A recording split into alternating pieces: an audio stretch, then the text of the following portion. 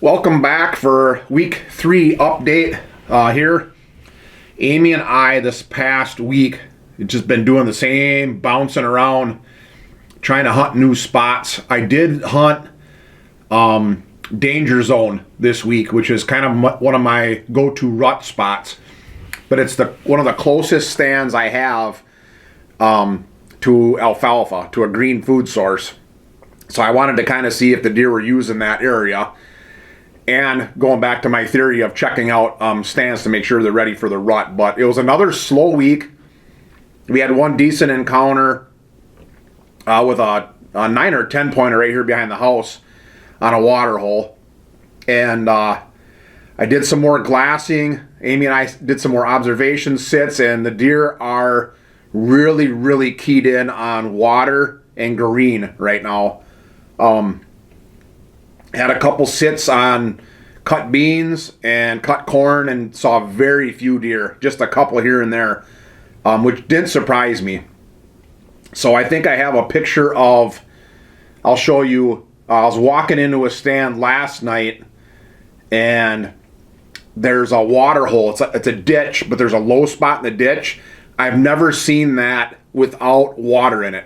Now sometimes it's only an inch or two, like muddy water, but I've never seen it without water. And last night I walked by there and I snapped a picture to show you. We just don't get it. We haven't gotten any rain down here for like 8 or 9 weeks now. Last night we actually picked up maybe 2/10 of an inch of rain, first rain in 8 or 9 weeks. And I went out and you can't really even tell it rained. The ground is so dry. It just took that 2/10 right up, and it's just gone already. So our strategy, I'll come back at the end of this week's footage and I'll talk about our strategy going forward for week 4 and then for the rest of the season. And then kind of a look ahead to next year and some thoughts I have around green food plots for the early season, like October hunting. My transition plots that were 100% failure this year because of the drought. So we'll circle around back to that. So this was a sit earlier in the week, right behind the house. Not much brewing on these cut beans, which is no surprise. Couple does and fawns. We did see this decent buck toward quitting time, and he's eating some radishes that actually grew down below a dam where we built a pond. This is a different night, sitting on that water hole on North Fence Jump. A lot of deer using that fence crossing that Lily and I and Wishbone put in here a few years back. Squirrels, coons, just about everything's coming into that water hole. And this footage is kind of crappy because I have the low light function on the camera running right now. But this nice buck comes in. Nice 10 pointer. Right to the water hole. That's why that footage is like jumpy. So I got that low light function on, but he's keying in on that water source, and there's not much water left in it. Then right after that, he goes and uses this mock scrape. So that's a pretty good encounter. So I thought I'd share that with you.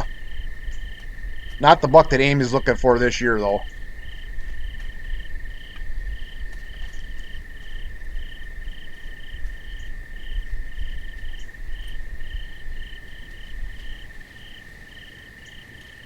This is also leading to the cut beans. So we didn't expect a lot of deer using this to, as a food thing. We were basically hunting over that water source. So now I'm sitting a spot where I can glass a lot of cut corn. Probably 60, 70, 80 acres of cut corn. And this might be that same 10 pointer from the night before. If it is, this is almost, I want to say 600 yards away from that water hole where Amy and I were the night before. But I think it might be the same 10 pointer. But very few deer. On a normal year, when this is cut corn, two-thirds of the way through October, I can glass this cut corn and I'll see 8 to 15 deer, 20 deer maybe on a good night. This night I saw this buck, a little 3-pointer, and then a doe and a fawn, and that's it. And I think it's just because of this dry. They're really keying in on green, if they can find it, and I'm sure they can, and water source. This is my walk into danger zone through a cow pasture. I just wanted to show a little bit of this entrance footage. Here's this bridge that Lily and I made a few years back, and it's gone. So this is one of the reasons why I like checking these spots. That bridge is gone. It must have washed out this spring, so I had to go down and through that ditch, which was fine because it's completely dry. So I'm sitting maybe 100 yards from this alfalfa field, but it's a big alfalfa field. We're talking 80 acres, maybe something like that here. So I'm guessing there's a whole bunch of deer using that alfalfa. So I just wanted to sit this danger zone, which is downwind side of bedding. It's kind of a rut stand, but I want to check this stand out and see what's coming to this alfalfa. And the only deer I saw this night was there was more does and fawns that came through right before this, but there's kind of a fence jump. You can see the fence in the background, and by the time I could get the video camera up and record and focus and stuff, the majority of the deer had already crossed that fence jump, and they're making their way out to that alfalfa. And this is quite a ways away. It's a good 100 yards away from where I'm sitting right now. But it just kind of reinforced that deer right now for Wishbone and I are keying in on green, which they have no problem finding it. But as a hunter, we're limited by property lines. So that was a little bit of footage from this last week. Not a lot. We've been struggling a little bit, and that's okay. One thing I wanted to point out before I get into our strategy is this time of year. So we're getting into the end of October and into early November. So if you're not seeing some shooter bucks or some mature bucks that you were hoping would show up from last year, for example, and for us, we got a handful like that. This is the time of year when you're going to start maybe seeing some of those mature bucks that you haven't seen. And the reason why is because a lot of bucks will start to, and I want to say expand their home range, but I don't really know if that's the right terminology. I think the right terminology is they start to use more of their home range. So September, October, these bucks are on a really tight bed to feed pattern per se. They might only move a couple 100 yards a day. They're pretty tight, and then maybe they'll move to a different food source. Maybe they'll go from acorns to alfalfa. Maybe it's cut corn, but they're really limited with their movements because it's all bed to feed. This time of year, you're going to probably start picking up bucks that you were hoping to pick up, and we picked one up this last week. Worm showed back up. So Worm is a really nice 10-pointer, and I think he should be 5 this year. And he showed back on one of our cameras. We got 3 or 4 pictures of him. Last year we saw him a bunch of times, got a bunch of pictures of him. He showed back up again this year. He's not any bigger rack-wise, but he's definitely a buck that we're going to want to hunt just because we have a lot of history with him. So that doesn't surprise me that we're going to start seeing different bucks that we're waiting to see show back up. So now let's go. Let's see. We're done with week 3. We're going into week 4. We're going to start heading into that pre-rut, that time of year where deer start to expand their home ranges or move or use more of their home range. But for Amy and I, just because of this lack of water, we are really going to key in on green as much as we can, and that's going to be pretty tough for us, and water. Our best water source with a couple shooter bucks in that area that we know of is a pond that sets up really good for a west or like a north or a northwest wind, which is the opposite of kind of what you want for a water hole. And this is a permission farm. This isn't a man-made water hole that we built for deer hunting. If we're going to build one for deer hunting, we're going to set it up for a south wind. But we're going to set up on probably north ditch crossing where we have some water. We're going to set up in this pond where we have some water, and we're going to try and key in on those water sources as much as possible.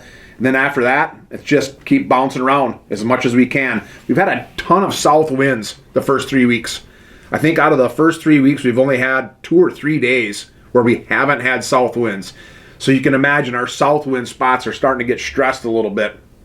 If that's the case, we might have to just take a couple sits off so we don't burn those areas out.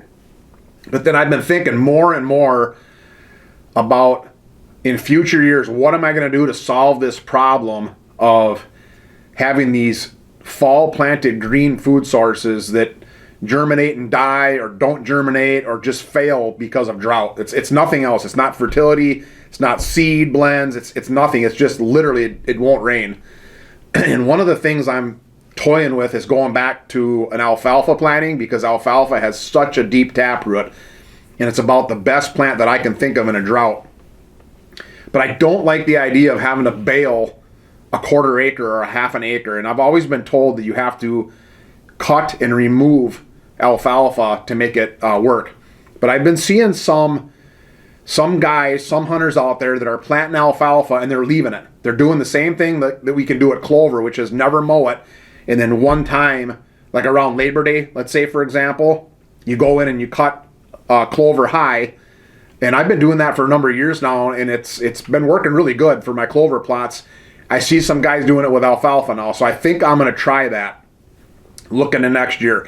So I'm not one of these guys that, 3 days into the season, I'm already like abandoning this season and thinking about next year, and I'm going in and doing all kinds of stuff on my property. That's not what I'm doing here. I'm just trying to think of a way to solve this issue of a lack of rain in the fall. The other idea I had is, possibly digging small ponds.